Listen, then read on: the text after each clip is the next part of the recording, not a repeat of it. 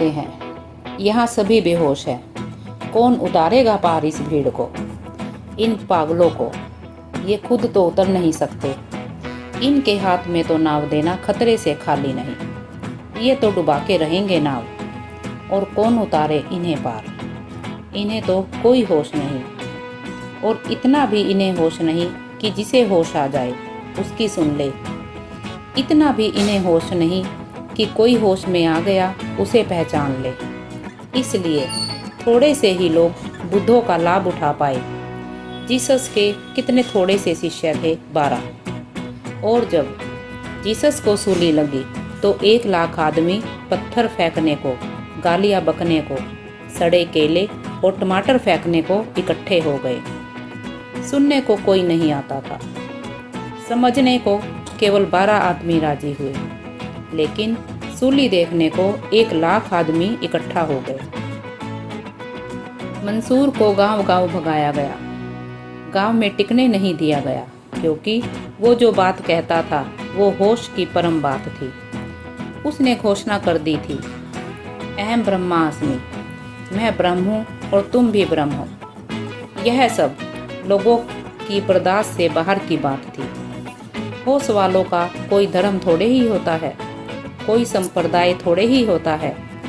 होश वाले का कोई जाति थोड़े ही होता है, कोई वर्ण थोड़े ही होता है। उसका तो होश ही वर्ण है, होश ही जाति है, होश ही धर्म है। गांव-गांव से मंसूर को भगाया गया।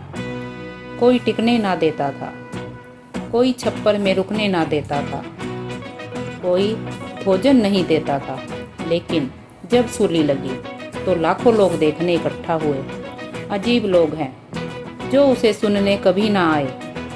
अमृत बरसा रहा था, लेकिन जब मारा गया, उसके हाथ पैर काटे गए, तब उसे देखने आए, उस पर पत्थर फेंकने आए, दूर दूर से आए, सैकड़ों मील की यात्रा करके आए। ठीक ही कहते हैं, अनुभव घर के सुधियो ना जानत।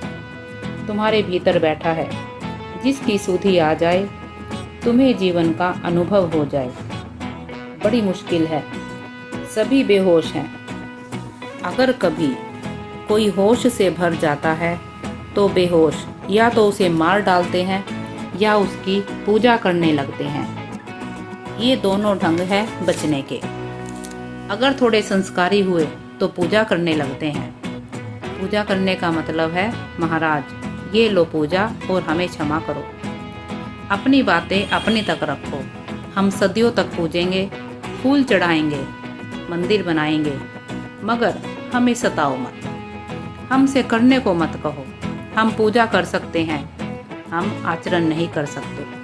बुद्ध को नहीं सुना, बुद्ध की मूर्तियाँ बनाई, इतनी मूर्तियाँ बनाई कि उर्दू में जो शब्द है मूर्ति के लिए वो है बुद्ध। इतनी मूर्तियाँ बनी कि बुद्ध और मूर्तियाँ पर्यायवाची हो गए। दुनिया में जितनी बुद्ध की मूर्तियाँ हैं किसी की नहीं है। और बुद्ध ने कहा था, मेरी मूर्तियाँ मत बनाना, कुछ करना हो तो अभी कर लो। जब मैं जा चुका हूँ तो मेरी मूर्तियाँ बनाने से भी क्या होगा। पत्थरों को मत पूजते रहना, लेकिन पत्थरों के साथ हमारा मेल बैठ गया है। पत्थर की मूर्तियाँ हमारे बस में होती है, जो मर्जी हो वो करो। मूर्तियाँ तुम्हारे बस में होती है, लेकिन जीवित बुद्ध तुम्हारे बस में नहीं होते। उनके साथ अगर मैत्री बनानी हो तो तुम्हें उनके बस में होना पड़ता है। और वही अड़चन, वही कठिनाई, समर्पित हो तो ही कोई व्यक्ति शिष्य हो सकता है।